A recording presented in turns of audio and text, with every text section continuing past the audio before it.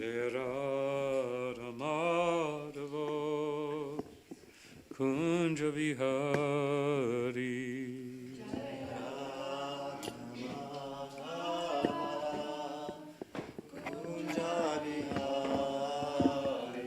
Jaya Radha Madhava Kunja Vihari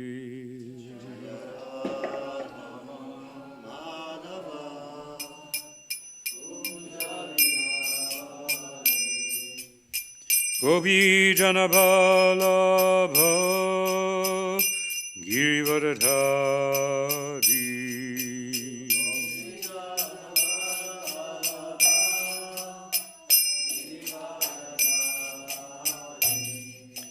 Gopi Janabalabha Girivardhari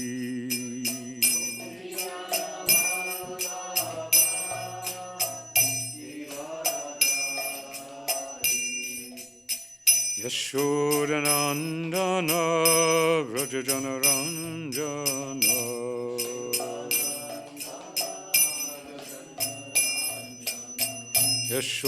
Yashodanandana Vrajajana Ranjana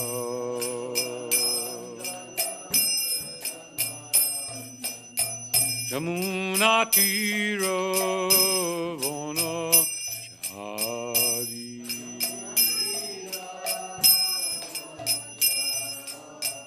Yamuna Tira Vana Chari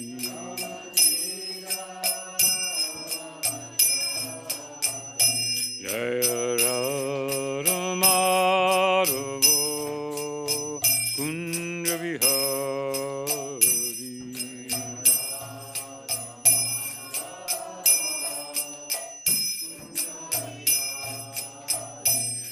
Jaya Radha Madhava Kunja Vihari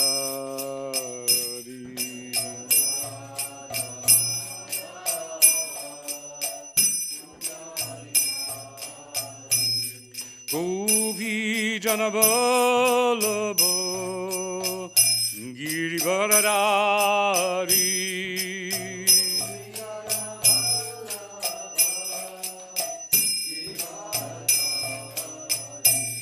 Gopi Janabalabha Girivardhari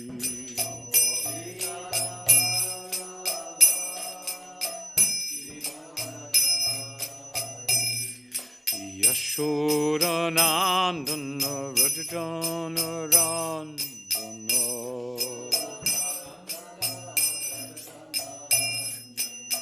Yashodanandana Vrajajana Ranjana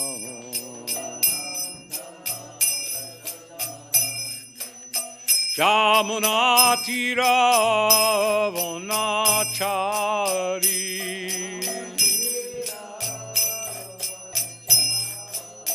Yamuna Tira Vanachari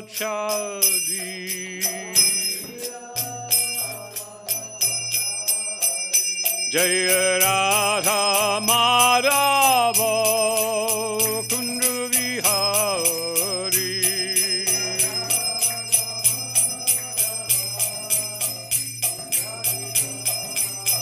Jaya Radha Madhava Kunja Vihari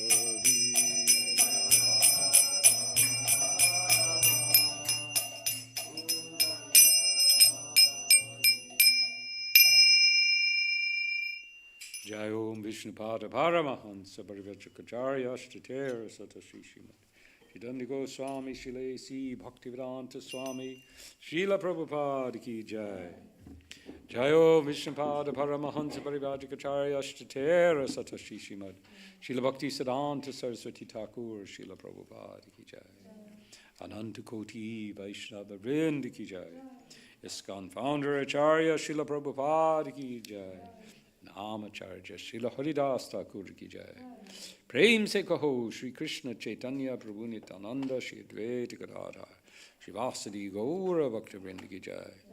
Shri Shri Radha Krishna Gopa Gopinath Shama Kunda Radha Kunda Giri Govardhan Ki Jai. Shri Vrindavan Dham Ki Jai. Shri Mayapur Dham Ki Jai. Ganga Mai Ki Jai. Jamuna Mai Ki Jai. Tulsi Maharani Ki Jai. Bhakti Devi Ki Jai. Srila Prabhupada Ki Jai. Samaveta Bhakta Vrinda Ki Jai. All glories to the assembled devotees. All glories to the assembled devotees. All glories to the assembled devotees. All glories to Shri Guru and Shri Gauranga. All glories to Srila Prabhupada. Om Namo Bhagavate Vasudevaya.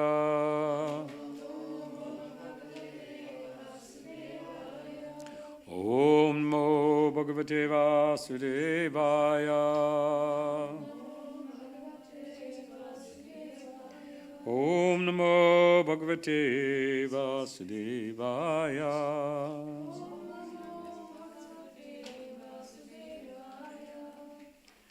So we're reading Chaitanya Charitamrita. Let me get to it. And I was told Madhya Lila, chapter 24, and verse number 304. 304.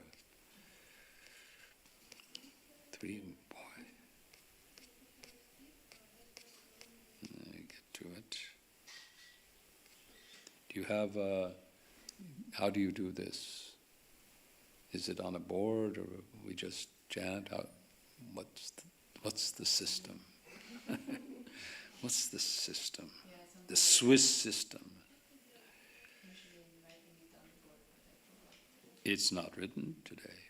Well, we have many verses, because this verse that I was given doesn't have a purport, as is the case with the following 4 or 5 verses. So, we're going to read a few verses. Yeah, you can just read and then the translation. Okay. So, just to bring us, you do Chaitanya Charitamrita every week, is that? Every Sunday. Every Sunday. So we should refresh that we are in the chapter that is called the 61 explanations of the Atma Rama verse. Now, I believe everyone understands English well enough. I'll try to speak slowly in case. 61 explanations.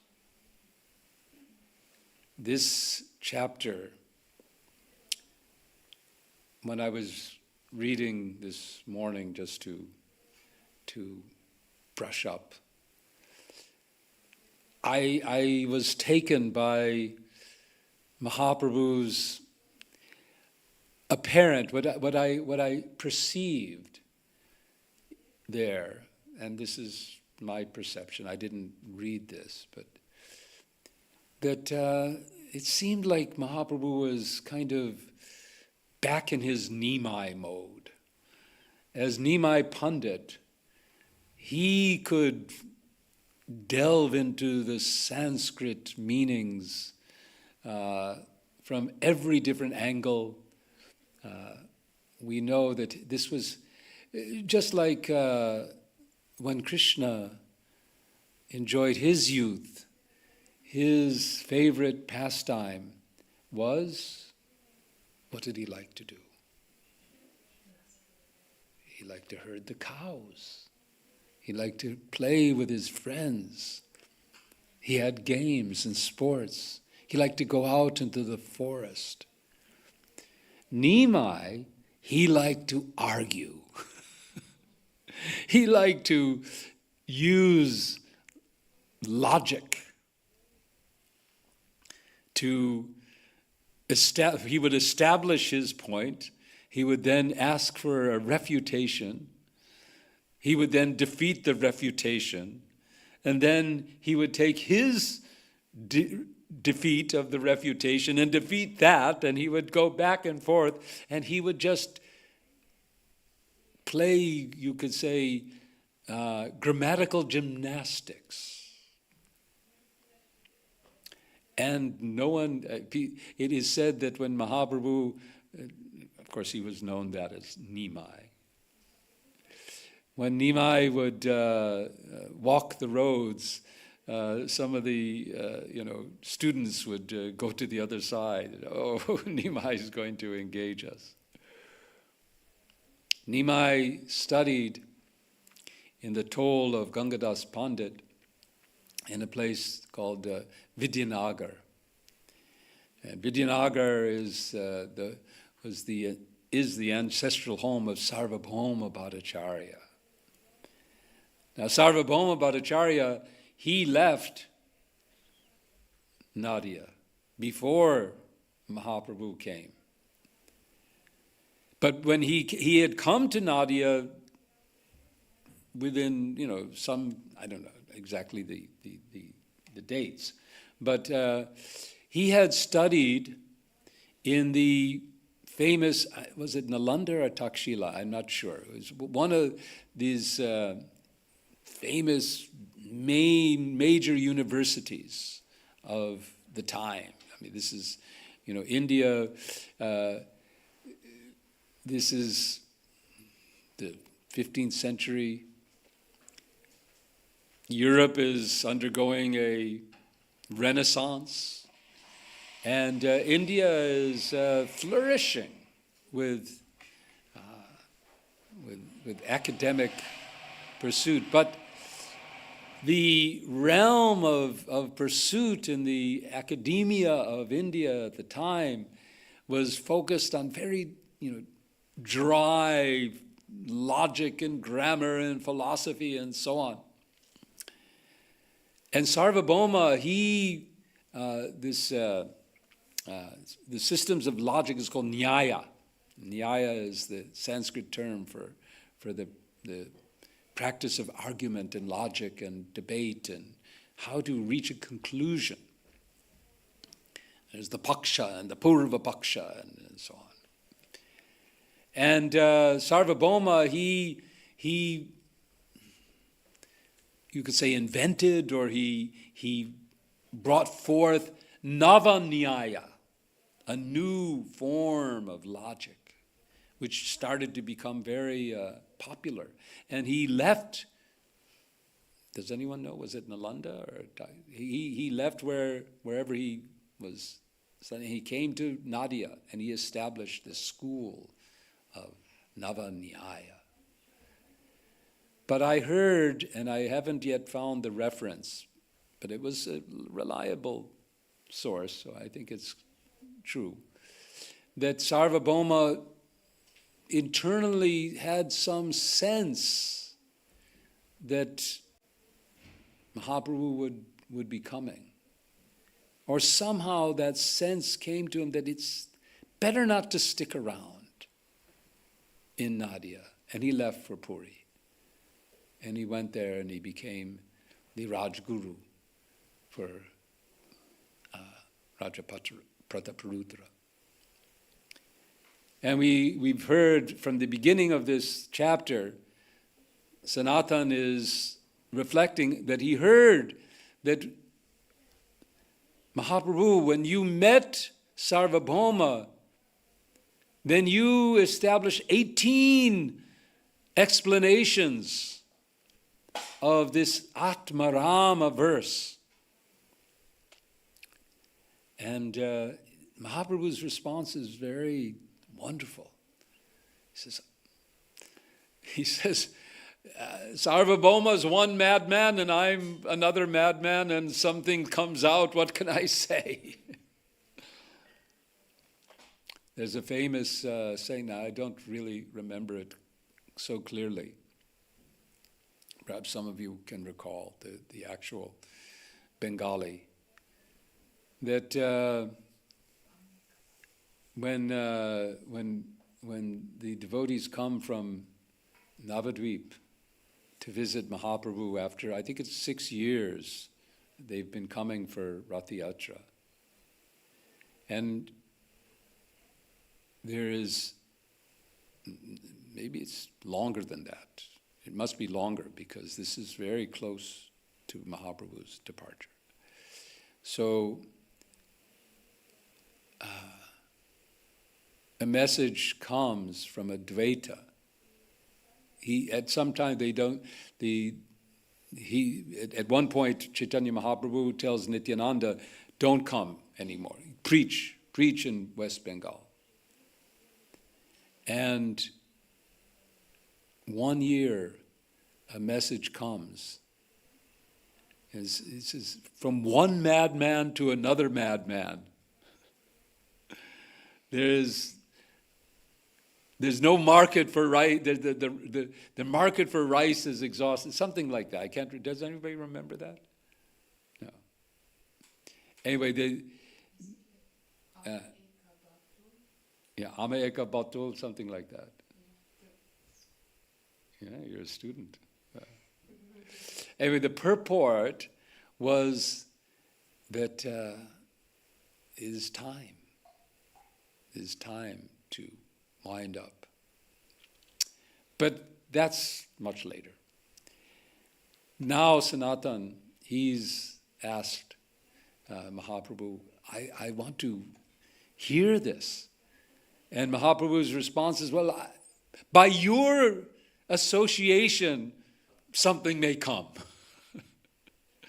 And it comes like a waterfall. Mahaprabhu started, the Atmaram can be explained in so many ways. And then the cha, and each word of this verse, he gives different explanations. And again he gives another explanation. And then again, he gives like the word, he explains first, cha can be taken as this meaning so many different things. And by combining cha with this, you get 18 different. So he multiplies and expounds, and I was reading this and getting the sense of here's Mahaprabhu again relishing his youthful Sanskrit grammatical, prowess. But in a different mood. In the mood of pleasing the devotees, in the mood of enjoying his relationship with Sanatan Goswami. Sanatan. So this verse, 304. Api shabda avadharane sehachari bar chari shabda sange everak horibe uchar. The word api is then used in the sense of ascertainment. And then the word eva can be uttered 4 times with 4 words. So you can see how he's multiplying the words. If I can get this to... the next verse. Urukrame eva bhaktim eva hahitukim eva kurvanti eva. The words urukrama, bhakti, ahaituki, and kurvanti are added to the word eva again and again. Thus, another meaning is explained.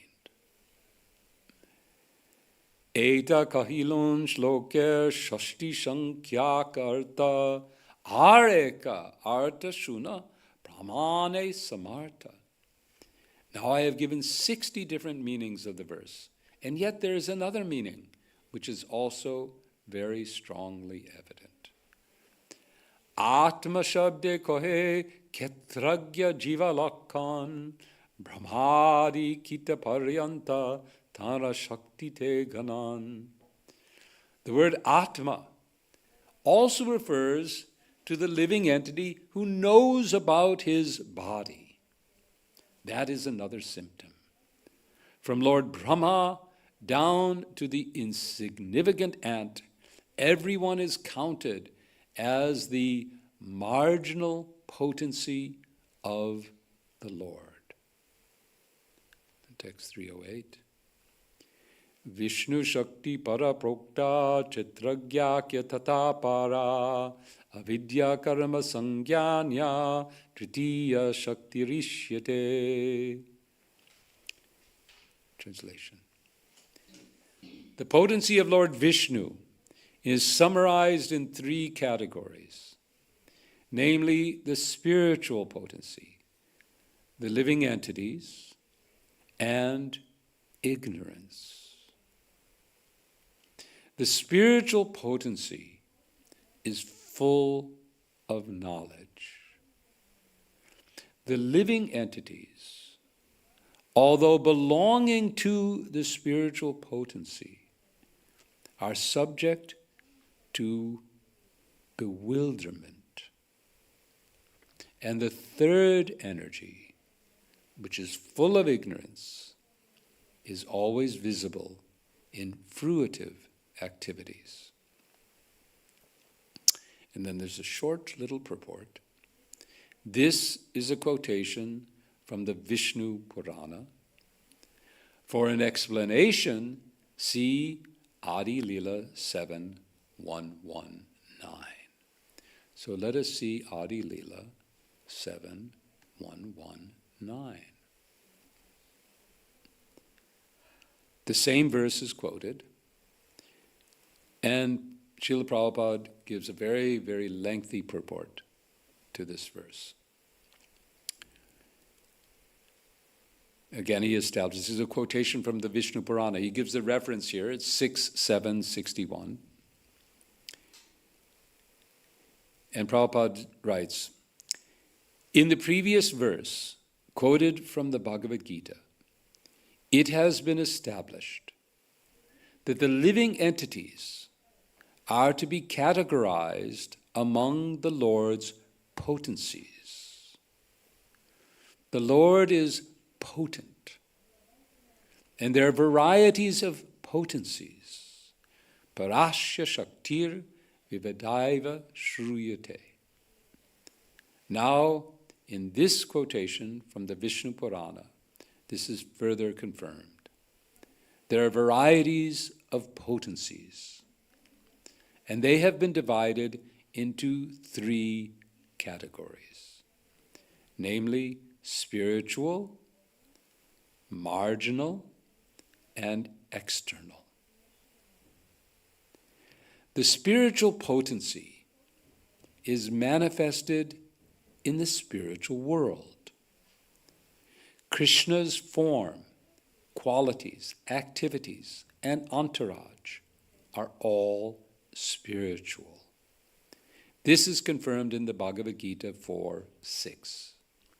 Ajopi san abhavyatma bhutanam ishvaropi san prakritim sramadishtaya sambhavam yatma mayaya.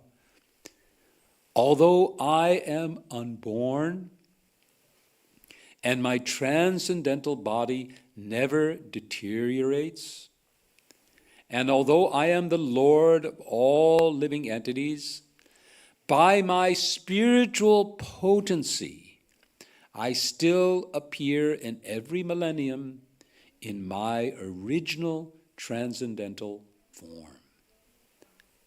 Atma Maya refers to the spiritual potency. When Krishna comes to this or any other universe, he does so with his spiritual potency. We take birth by the force of the material potency. But as stated here with reference to the Vishnu Purana, the Ketragya, or living entity, belongs to the spiritual potency. Thus, when we free ourselves from the clutches of the material potency, we can also enter the spiritual world.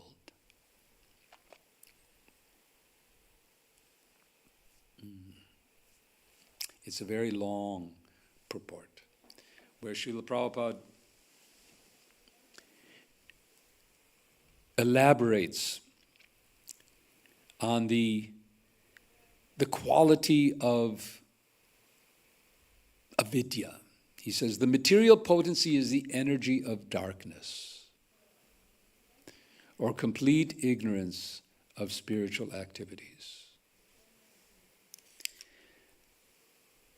We think of the material potency as this is the material energy, the material world, the material things, the atoms, the earth, the water, fire, air, the elements. And this is its gross manifestation. But here Prabhupada is describing, and in other places also, that fundamentally, what is this energy? This is the energy of darkness. Now, usually when we think of energy, like the energy of the sun, we always associate energy with light and movement and action. And when it comes to our universe, we think of energy. Energy is alive. It's force. The definition of energy is that which moves things. Force. But here we are learning that ignorance, avidya, darkness, absence of life, absence of knowledge, absence of light, that's a energy of Krishna. Yesterday, we were talking, I was in a conversation with Shikshashtakam, and we were talking about Christian theology, anyway, we were talking different things. And I was reflecting, we were in Rome just recently, and anyone here is Catholic? Not in Switzerland, no. This is the home of the Reformation. This would be, no. But I'm not Catholic, I never was, I did follow Jesus. I consider him my Vartma Pradarshak Guru. He led me to the devotees. But I've heard that, you've seen, I'm sure, in Catholicism, there is a practice of prayer using a rosary. And I have to study, and I heard once what the rosary, how you do that, but I completely forget.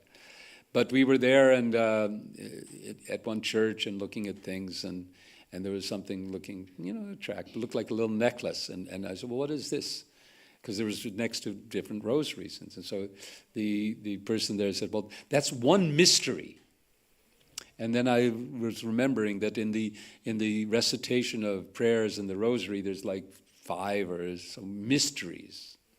And we were reflecting and talking about how, perhaps you've had this experience in discussing theology with persons in the line of Christianity. And often the response when you come to something that's a little difficult, well, that's a mystery. The answer to, why does this happen? Well, that's a mystery. And this devotee's response, well, we also say that, we say achintya, right? And then we were reflecting that there's a difference. Because mystery means you don't know. You actually have no idea. It's a total mystery. You don't know. In our case, it's a little different because we do know. We have knowledge. We hear. Here we're hearing. We're getting the information. Still, it's hard to understand. It's inconceivable. We can't really conceive and understand it, but we do have the knowledge. But it's sometimes achintya.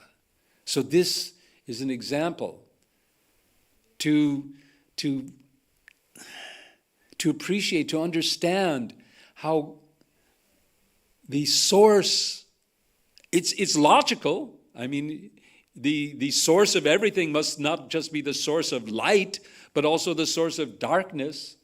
To understand that darkness and avidya and ignorance is an energy of God.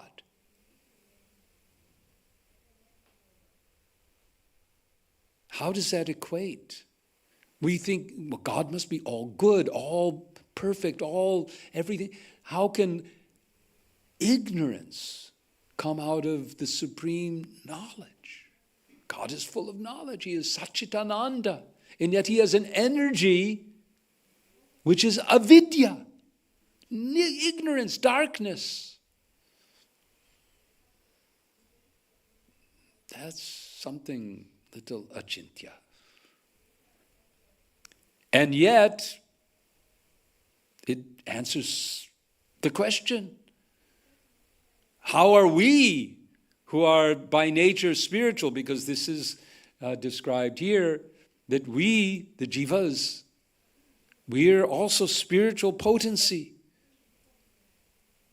We're also an energy. We are not the energetic. We are not the source. That is not so achintya. That's quite easy to understand. Although some propose that it is all one. We accept that also and say that that's achintya. That the oneness that we have with our source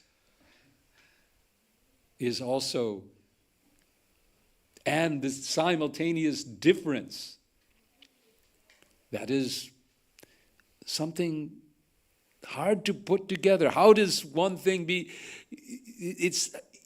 Our brains don't bring it together, right? It's all one, and it's not. And it's one.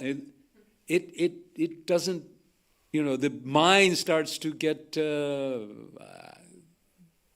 We have very primitive, in one sense, brains and intelligence capacity.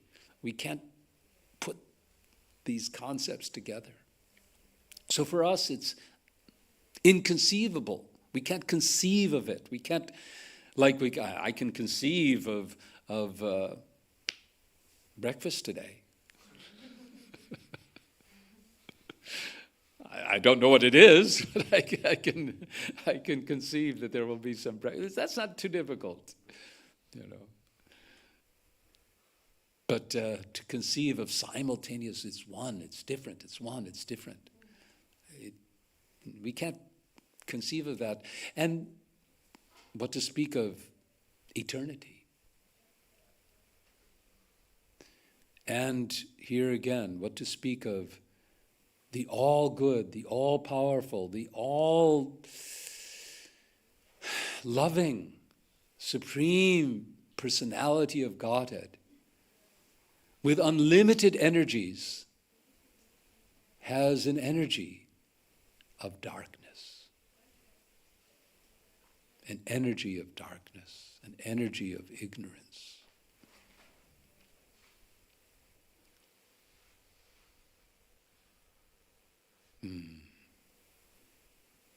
And we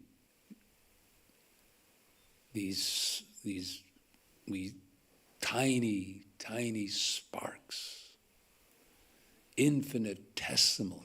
Again, we have an inconceivable term, infinite.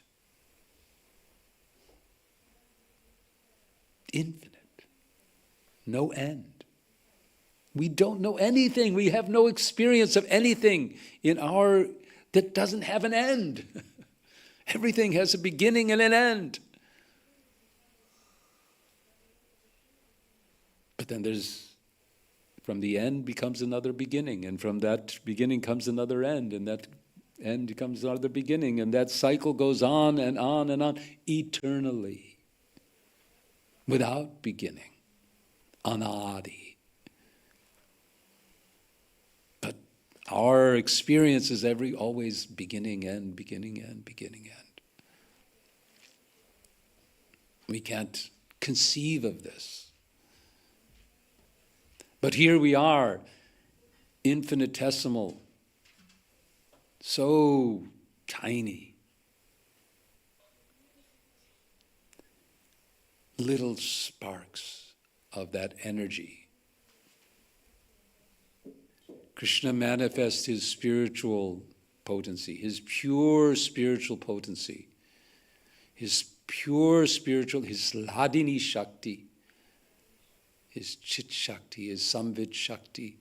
All of these energies are manifest in his world in order for him to experience Ananda, to be filled with love and joy. He manifests himself in varieties, Parashya Shakti Rivyadaiva. He manifests himself in so unlimited energies, spiritual potencies. And somehow, because he is complete, this jiva energy also emanates.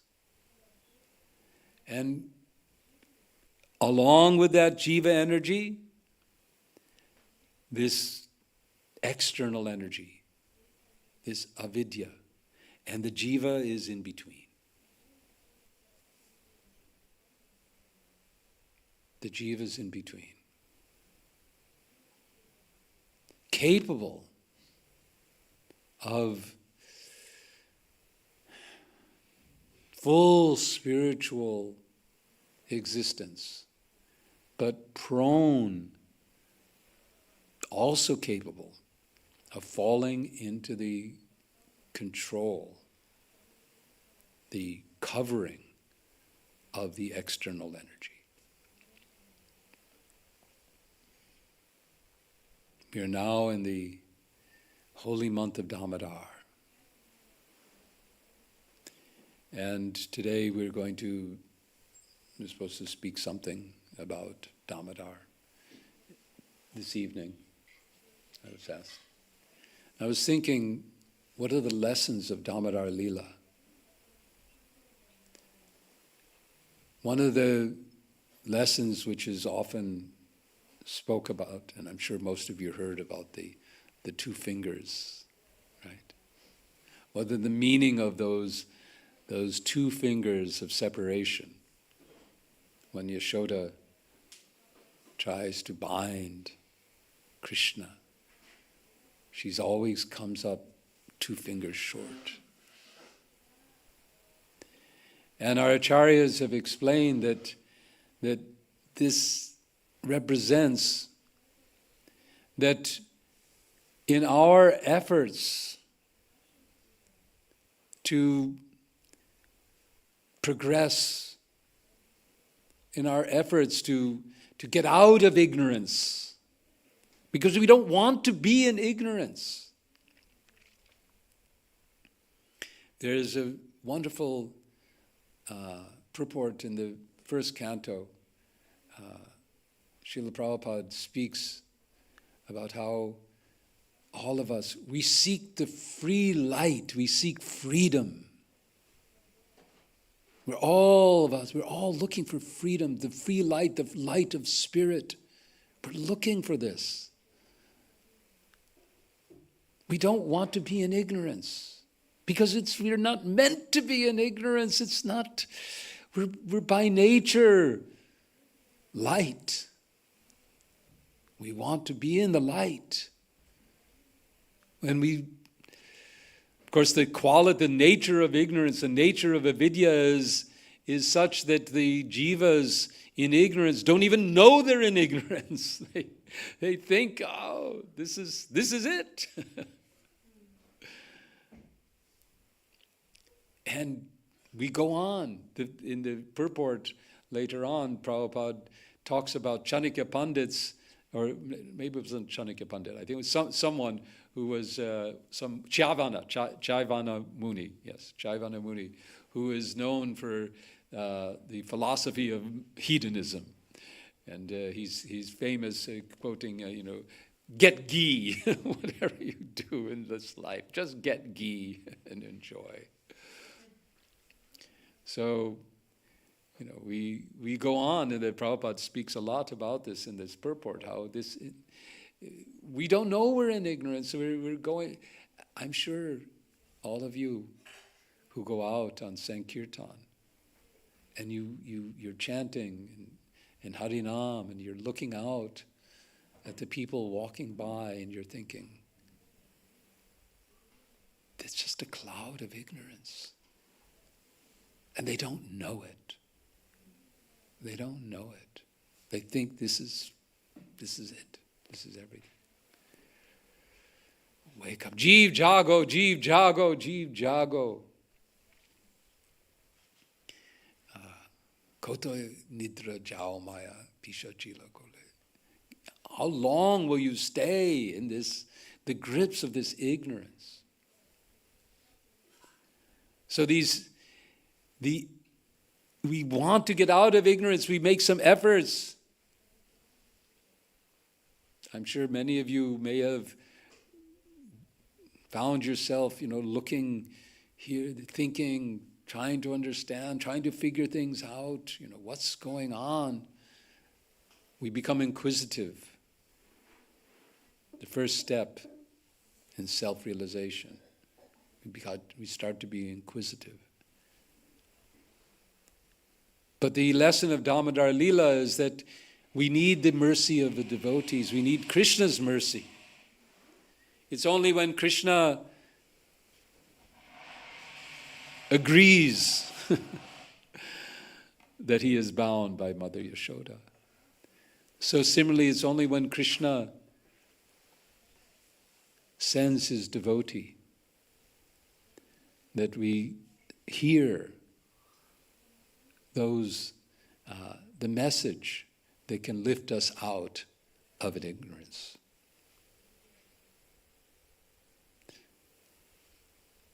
Brahmanda brahmete kona bhagyavan jeev, Guru Krishna prasade pai bhakti lata bij.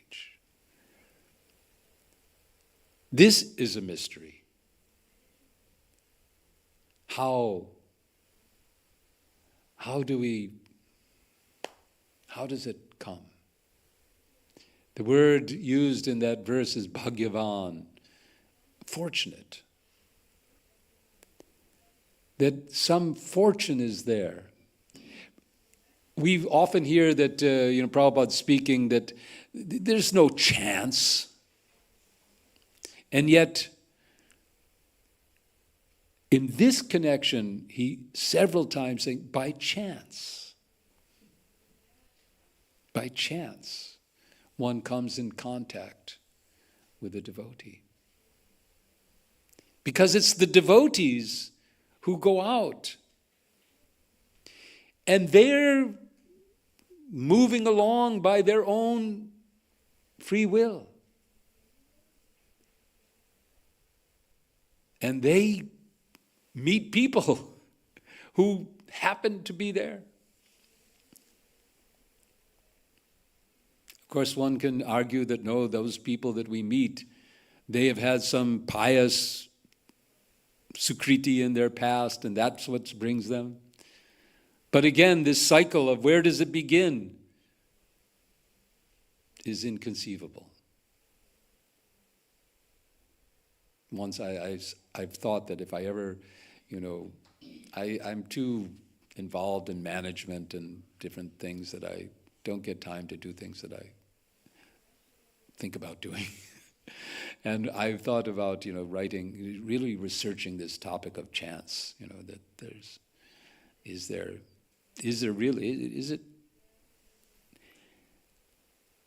there's an energy of darkness. Why not an energy of chance? So I thought I'd research that.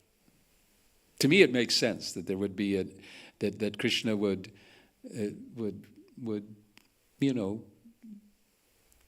have some sort of quality which is unpredictable. That his mercy is causeless. So if it's causeless, then anyway, it's a long, deep thing to. But somehow or other, we have been. We've received Krishna's mercy through his devotees from our hearts. And thus, the curtain of avidya, the curtain of ignorance, is beginning to part so that we can see reality, who we are, what is our relationship with Krishna, and how to act in that. So those are some thoughts on today's topic. I don't know what I'm assuming that you end about now, but there's time perhaps for some other comments, questions, realizations on the topic. Anyone? Yes? Thank you so much. Hare Krishna. Lecture. When you were saying that there's this energy of darkness, I was reminded of people who suffer a lot. They usually find it very difficult to understand that actually this suffering is a loving act of Krishna as well. So how can we see that this is like this energy of darkness is actually there because Krishna loves us so much? It's very difficult to understand. Because the immediate answer is, well, there's karma, and because this, of course, now I'll get into trouble if I start to go into this deeply, because now we're talking about how do you define anadi, and that's anyway. Yeah, maybe I shouldn't go there. Because these shastras do answer this by talking about anadi. There's no cause. There's no original cause. We can't blame God because there's no beginning.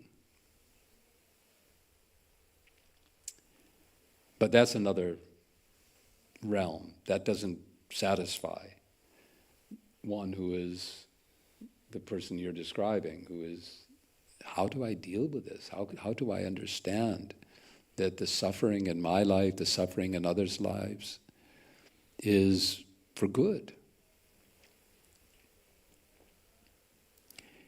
The devotees take shelter of the verse Tate nukampam shamano bhajane vatmakatam vibhakam hridvag papubir vidato namaste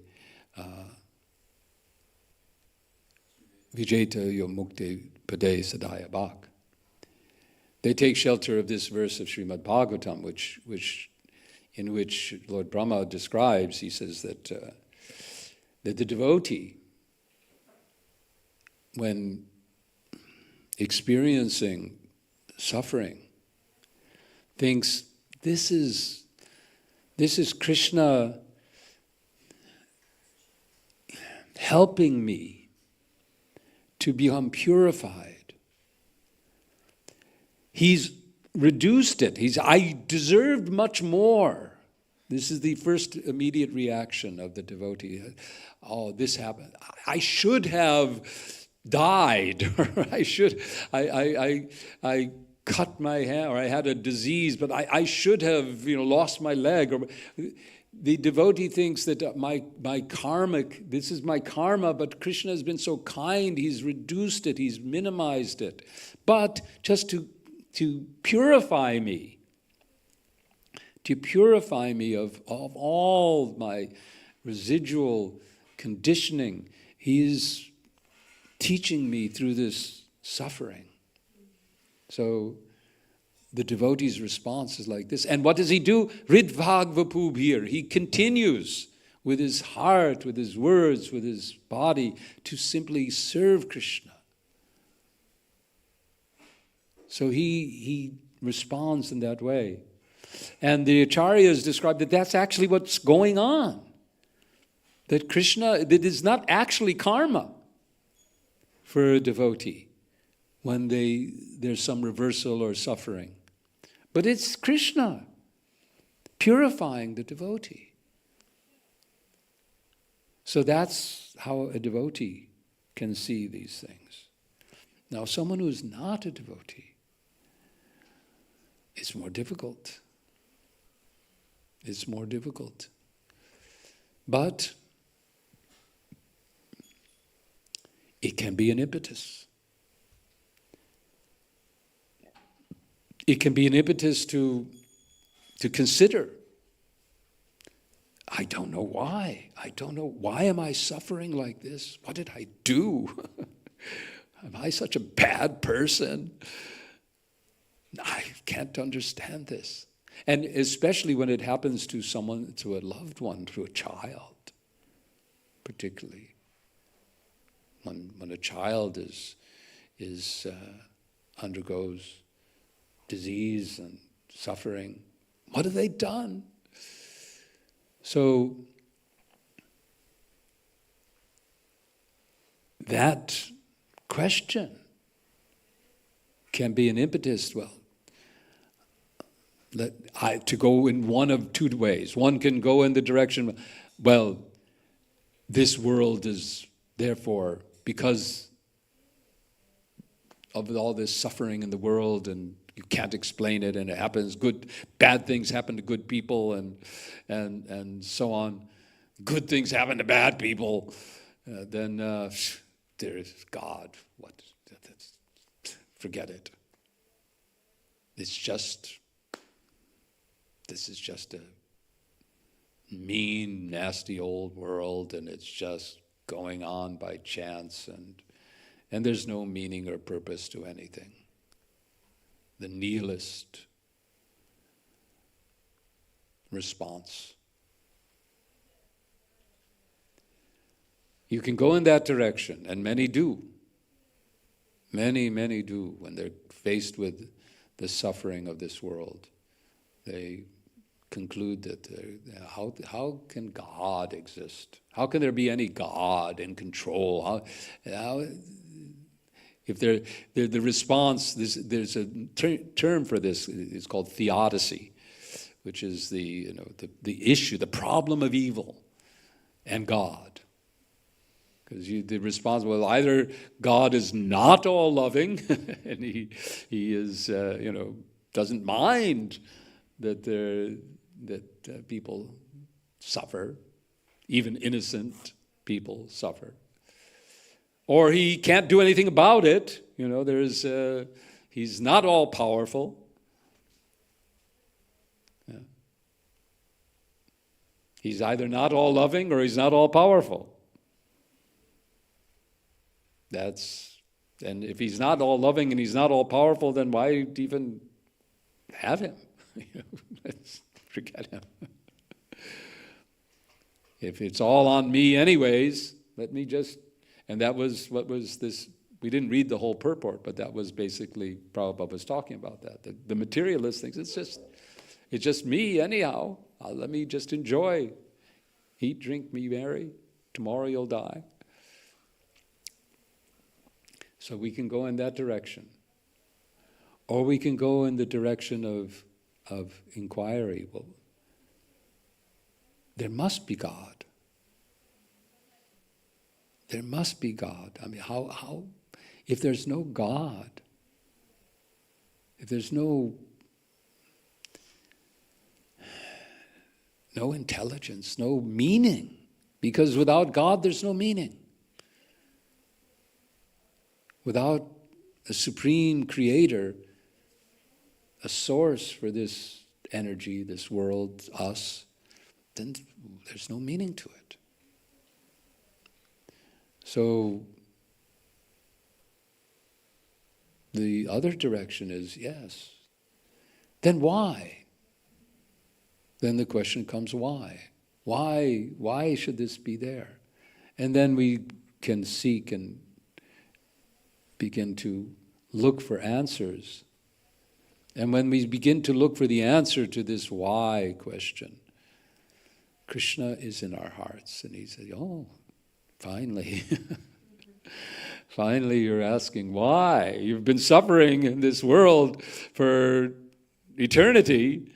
And now finally you're asking why? Okay. I'll show you. And then the devotee comes and begins to explain. Well, here it is. This is why. You're suffering because you've forgotten Krishna. You've forgotten who you are. You've forgotten your purpose. You've forgotten that you're not your body.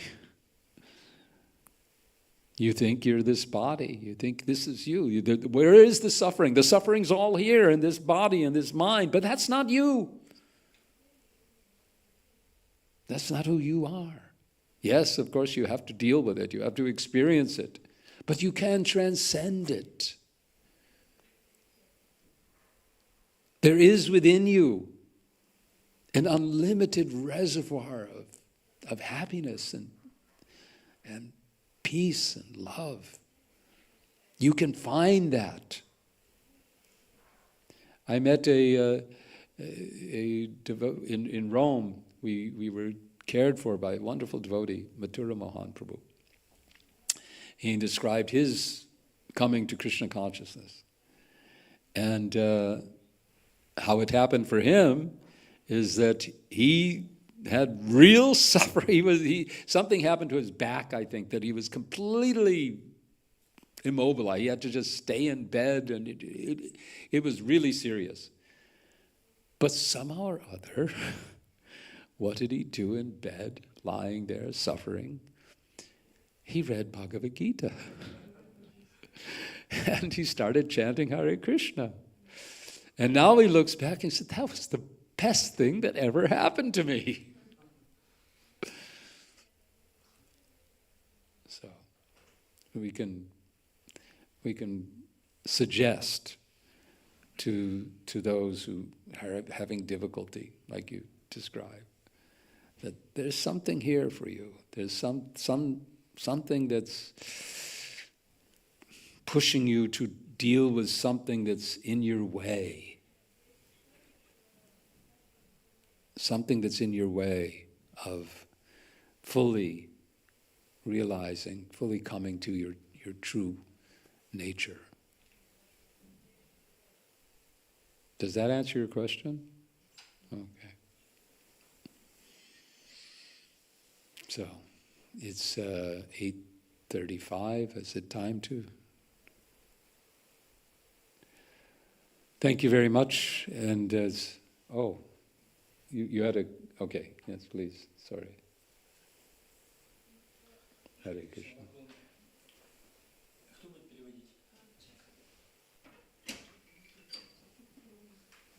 Oh, there's a translation. Okay. Я все время задаю вопрос такой интересный, что Господь создал 400 тысяч форм жизни человеческих. I think you're speaking Russian or something like that. What do you, that's not... It's Russian.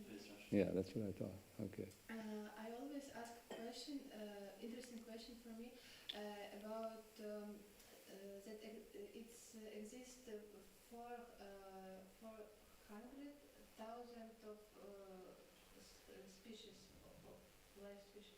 И для 400 тысяч форм жизни человеческих есть 4 принципа. And for these human forms, 4 principles exist.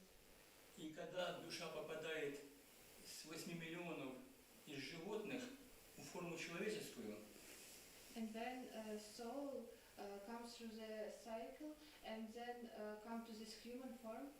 то она попадает в низшую форму, внизу. Первая форма аборигена, then this soul is in less developed human form. Да, и в аборигене у них там такие правила, что не могут есть мясо, And these less developed people, they can eat meat, for example. и по четырем принципам он не может подняться потом в форму человеческую выше. And according to these principles, he cannot develop much more. Он может уйти в животное. And then he go back to this animal species. Ну, я слышал, что есть 400 тысяч форм жизни человеческих, из них 9 цивилизованных. 9,000. Да, 9 тысяч цивилизованных. But I heard that from the 400,000. Из 400 тысяч форм жизни человеческих есть 9 тысяч цивилизованных. But from this 400,000 of human species, I heard that here exists only 9,000 of civilized people. Тогда для 391 тысячи форм жизни уже правила другие, а для 9 цивилизованные.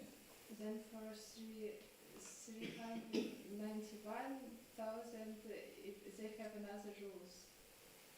Где это можно найти, или это вообще об этом слышно когда-нибудь, или нет? Do you know something about it, or? No, I don't. You know, there are a few things that we talked about, achintya and mystery and so on. For me, there are a few mysteries. And one of those is, what are these 400,000 species of human life? To me, that's still a mystery. I don't know. Well, you know, something, again, is it mystery or is it inconceivable? The numbers don't work. You know, if there's evolution of the jivas, you know, they go from one species to another, and there's an automatic evolution of the jiva from lower species to up to higher species. Then you know, there's only, at least on this planet, there's only a certain 8 billion human forms, and I don't know how many species there are in the human. But if you count all the jivas on this planet in other forms of life, and if you were taking it like a big funnel, you know, and they're all supposed to end up in human life at some time, it just, none of it works. So, to me, that's one of those mysteries. I have no idea. Absolutely no idea. I've heard that you have now one devotee living in this community, Akandati Prabhu, who is studying all of this and has some idea about species. I do hope to meet him, and I can ask him your question. I have no idea. You know, how does it work? Karma. I mean, karma's. We have an understanding that, again, achintya. We have some idea and understanding of karma, the principles of karma, but the details of how the jiva goes uncivilized, civilized, karma here, does it, because they're in this species of human life, do they suffer the same karma for killing animals that a Brahmin would suffer? It's all very, very, very complicated. Therefore, Krishna describes it as a banyan tree. A banyan tree which you cannot discover where did it begin and where does it end? Where's the source? There is one banyan tree in Calcutta. It's huge. It covers like, I don't know, an acre or a hectare, or maybe several hectares of land. It's just one tree. Now, where did it begin? Where does it? Because it's just, you've seen a banyan tree. You know how the trunk goes up, and then the branches go out, and then it shoots down a root, which becomes another trunk, and then that comes up, and then another, and then it goes up. And and the branches and the trunks are all intermingled, and which one came first, and so that's as far as I can answer. All right. Hare Krishna. Thank you very much. Jai Srila Prabhupada. Hare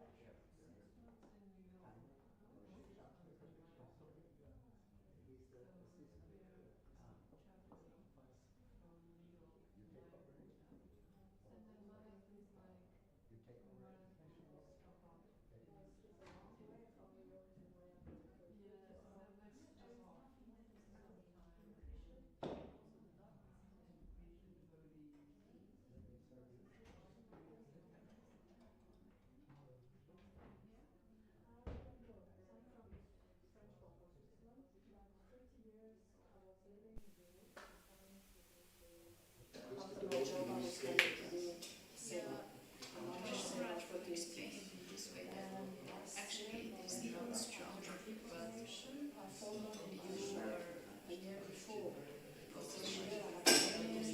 in the way and it flows like this direction.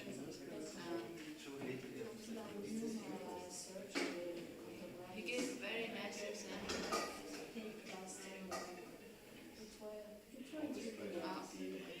Then in January this year I began to have pains on the Wait. right side. And he said, okay, You can wait. but this side I had lots of complications. The chip, I had chip on the stick. Like you walk okay. Now I walk. If you put a lot of emphasis on practice here, I cannot. in darkness, then it will always flow like this. Like if you pour water, it will always flow like this. It should have its own electricity. I already took Darshan this morning. If your normal is that you're actually in goodness, So 2 months I then didn't the move. negative energy is not strong, but the Say positive as well. doesn't flow then You there. have problems. You could understand Depends on the Because I went through this. So 2 months on I was better vacation. really.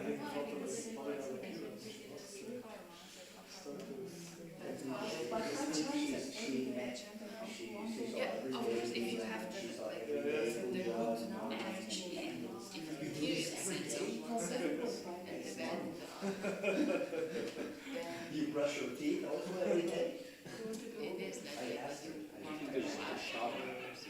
But if you have like a Krishna consciousness on the one side, material consciousness on the other, Krishna consciousness on the other, like have nothing because this don't experiencing joy, neither suffering is more maya, like you want to get rid of your existence altogether. But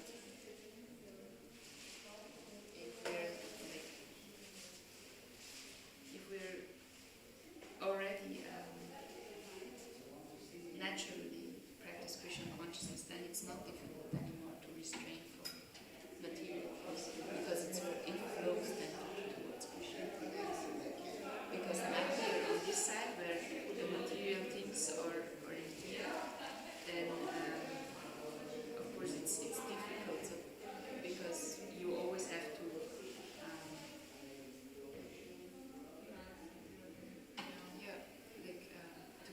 this gap to here. And now it makes sense with example actually that it's not that you have to remove but also add here and then the way will go down. Yeah, but I don't know. Sometimes when they say that you should not consider something good or bad, like positive or negative, right? Because then you're still attached to.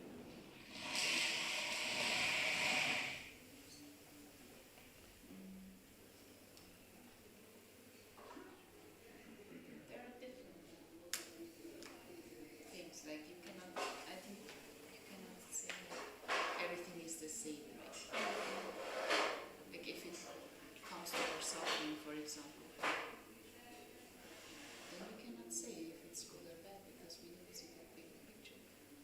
But if it's a thing that we are able to do now, we should discriminate because there are things that